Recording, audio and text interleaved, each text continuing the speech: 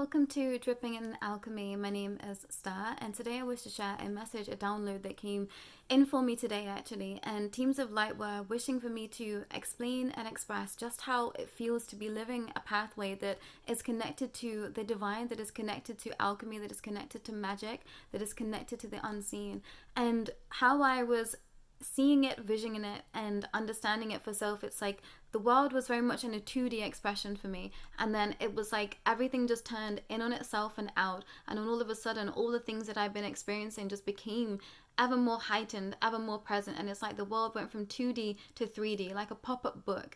And that's how I communicate with life. Everything has a voice, everything has a vibration, everything has a deeper meaning if you choose to look for it. And this is not about, walking around in paranoia thinking that everything is out to get you, or thinking that every living thing is speaking to you, although I do believe that that is the truth.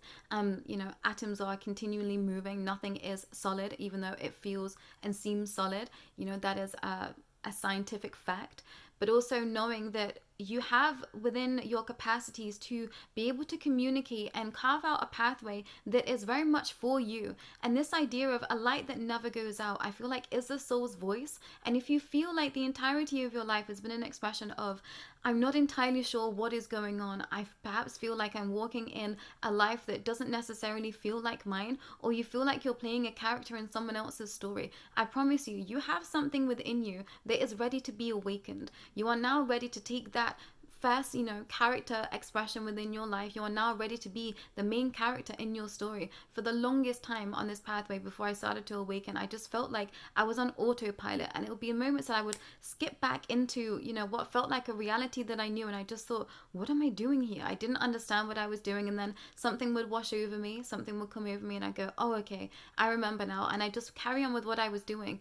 But slowly but surely, that voice started to get louder and louder and louder, and the signs started to appear, started to come. And this is because I was ready to awaken. Teams of light were ushering me into my new existence. And when that 3D finally comes, and it comes in, an all manner of expressions, there have been many, many awakenings on this pathway for me. But when you really start to tap in and tune in, and you start to be able to reawaken that soul's expression of your own, that's when life really starts to feel like it is your own, and like you can wield something for yourself. And up until that moment, I think life just didn't make sense to me, because there was always something within my soul that was trying to carve out this pathway that was going to be so inherently mine that it might not make sense to other people. And now we come down with Soul Tribe that help us to create this life of ours, because they have similar life paths too, and we eventually get to meet them along this pathway, along this journey. But for many, many aspects of my awakening, I felt very alone. For the first year, I did not know what was happening. It was only certain amounts of souls that were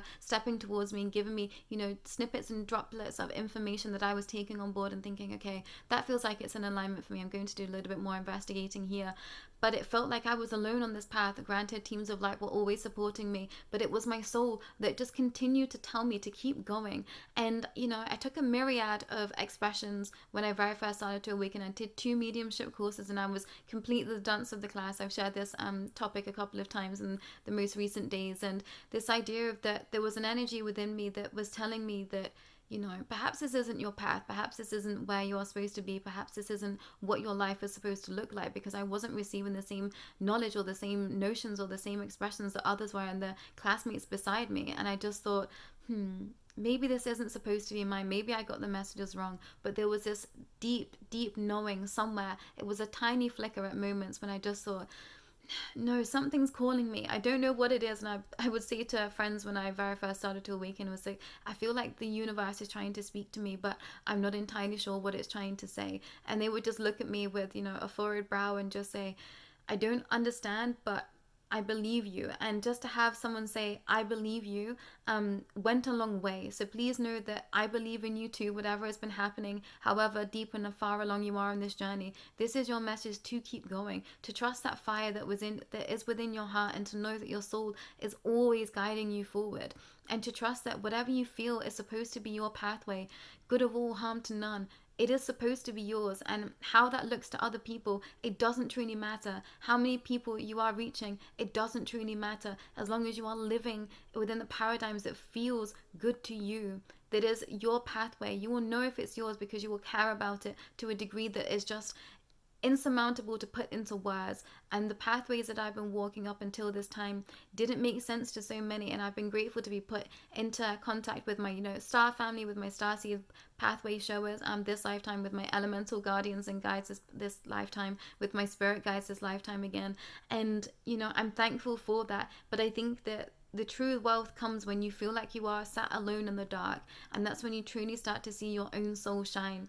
And I realize now that it was always my soul giving me the answers that I needed to know. It was always my soul just reawakening to aspects of me that I've already lived. And only now do I feel like I'm tipping into a paradigm of experiencing things that I've never truly experienced before this lifetime. But it's taken me a good few years to truly work on my own inner alchemy, my own inner magic, to be able to reach that expression. So now the world becomes a playground. It becomes something that you get to interact with, something you get to play with, and something that you get to wield at your deepest capacities. And now it takes some time to get there, and there will always be setbacks, there will always be challenges, but know that this world is here to be a playground for you if you choose that to be your modus operandi, and knowing that suffering is a part of life, but you get to live in the aspects that feel light, the aspects that feel good. And for a long portion of this journey, I was stuck in disclosure mentality and feeling like life was pretty bleak, like it was a prison planet. And to some degree I do agree with that notion somewhere,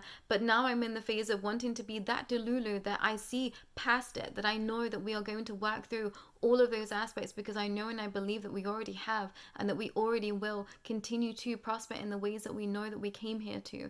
So if you can sit in Delulu land with me, if you can sit with rose-colored spectacles with me and tap into this magic that is here for you, I promise you life will start to feel so much lighter. Life will start to feel so much more different to you. But it's about finding the tools that are your personal tools to help you prosper.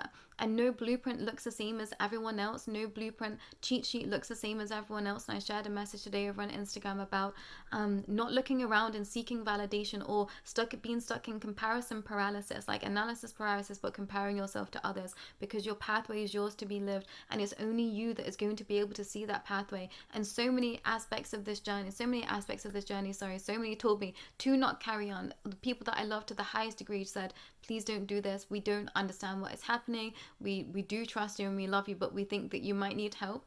And if I'd listened to those souls, I wouldn't be where I am today. And granted, not every aspect of my life looks exactly how I wanted it to at certain moments in my journey, but this is the lightest that I've ever felt in my lifetime. This is the happiest that I've ever felt in my lifetime. And every day comes with its own challenges, with its own waves of emotions. Some days I'm in the deepest depths of my shadow, and some days I'm flying high within the crystalline energy, within the crystalline grid, with the dragons, with the angels, with everything else that you could possibly imagine that we are told isn't true. So it's about understanding your truth and your soul, because whatever you are feeling in heart, you can make your reality 3D and above. It's yours. It's yours for the taking, but you just have to believe it. And believing is the first step, not seeing. This is believing to see it, not seeing it to believe it. But more on inner alchemy to come, everyone. I hope that you've enjoyed today's talk, and I'll be back again when it feels aligned. Take care.